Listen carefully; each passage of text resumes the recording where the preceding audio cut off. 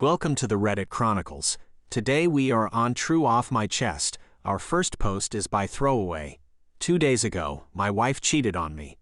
I wanted to write this sooner than I expected, but only got up the courage now.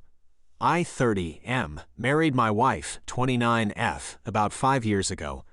I always saw her as a caring, loving person who was always concerned about me, but when everything happened, she showed herself to be a completely different person. I don't know if she pretended to be that way because of our marriage. After 1 year of marriage, we had a daughter, 4F. She is absolutely the love of my life. I adore her. My wife and I have always loved children, so having a daughter was like a blessing to our newly formed family. Fast forward to the future, the pandemic caused me to lose my job. My wife continued to work in an office while I did jobs anywhere possible, as my wife and I fought regularly because of this. One of these fights led to her slapping me in front of our daughter, which probably made her uncomfortable, but she didn't understand about these things, so I guess she must not even remember it. My wife always reminded me that I didn't have a job, and our marriage was getting worse and worse. In a brief context, I didn't finish high school. This, at least in my country, makes it very difficult for me to find a stable job. I had tried to get a job in several places, but it never worked out. So 2 days ago, I came home early after helping to make some deliveries for extra money.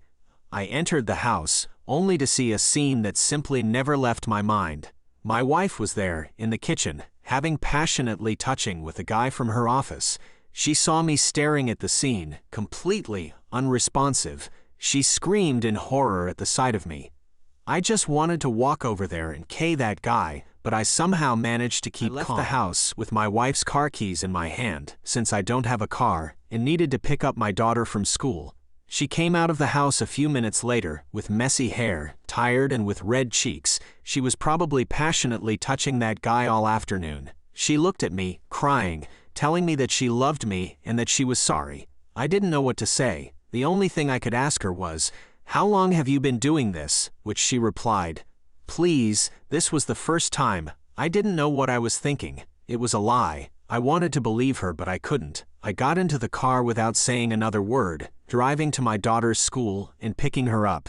I needed to relax, so I just drove to some fast food place and bought us snacks. For a few seconds, while I was eating with my daughter, I forgot what had happened. After spending an hour with my daughter, my wife texted me, saying that she loved me and was very sorry for what she had done, and that she was at a friend's house in the office so that she could relax.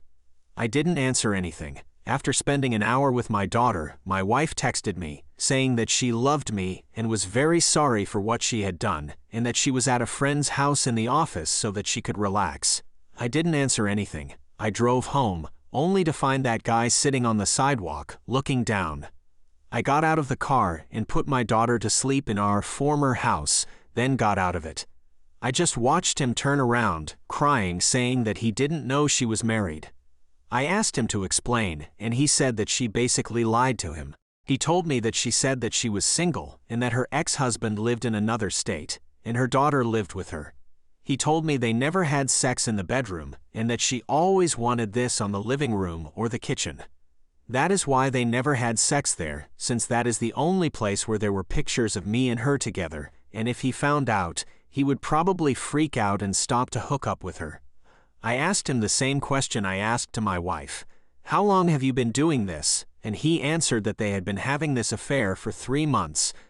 I didn't know what to say.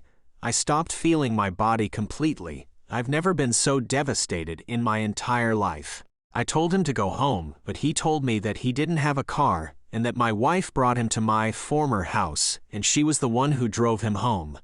I felt a little remorse from him. Maybe he was telling the truth.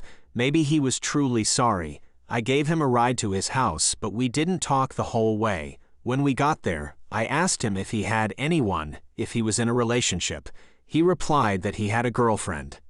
I told him to tell her everything that happened, to protect him, her, and their relationship. I said that she would probably freak out, but remembered him that he simply wouldn't be able to continue a relationship knowing that he cheated on his girlfriend. I said that in the end, it was his decision to tell her or not. He just agreed and got out of the car. After that, I came home to keep my daughter company. I have never been so devastated and destroyed in my entire life, and I have never cried as much as I have in the last 2 days. Now I can't think of anything else but protecting my daughter. I don't want to see that woman again in my entire life, and I hope to get a lawyer as soon as possible so that I can get a divorce. I will try to post updates whenever I can. And thank you for reading. I needed to get this off my chest and didn't want to tell my brother, who is the only person in the family that lives in my state. Also, sorry for any mistakes.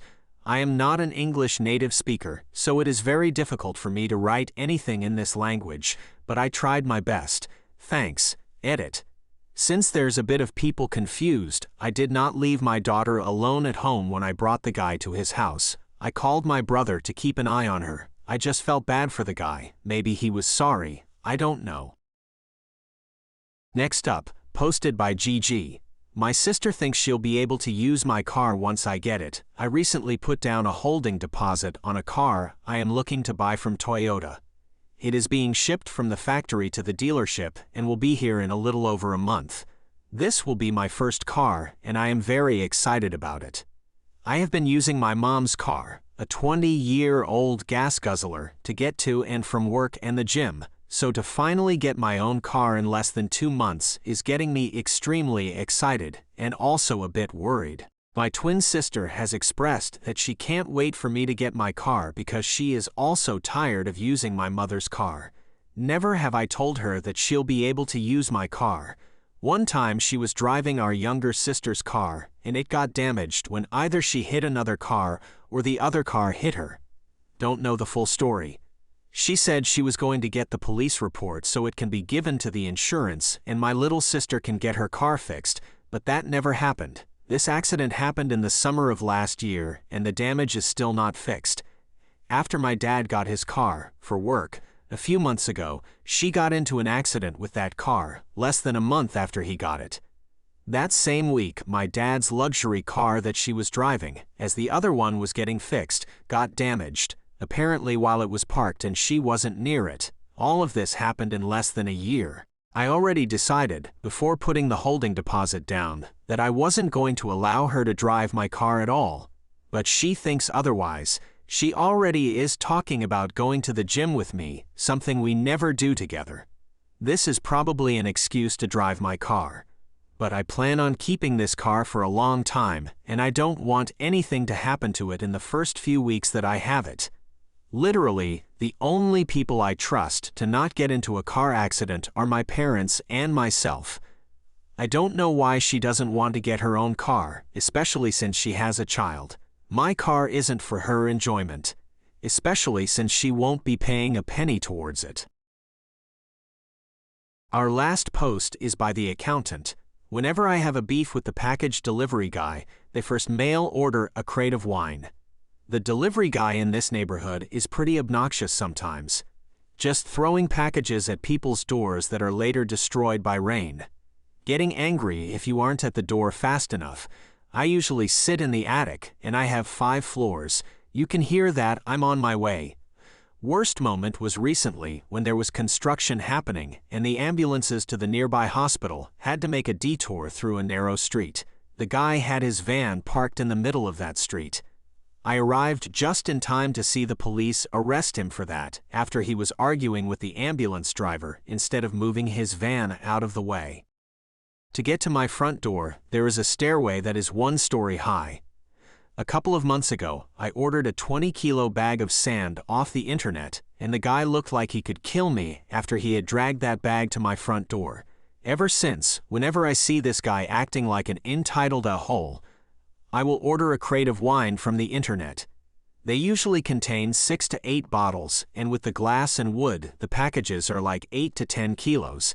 It's my little microaggression, and it makes me feel satisfied to see him carry those crates up the stairs every time.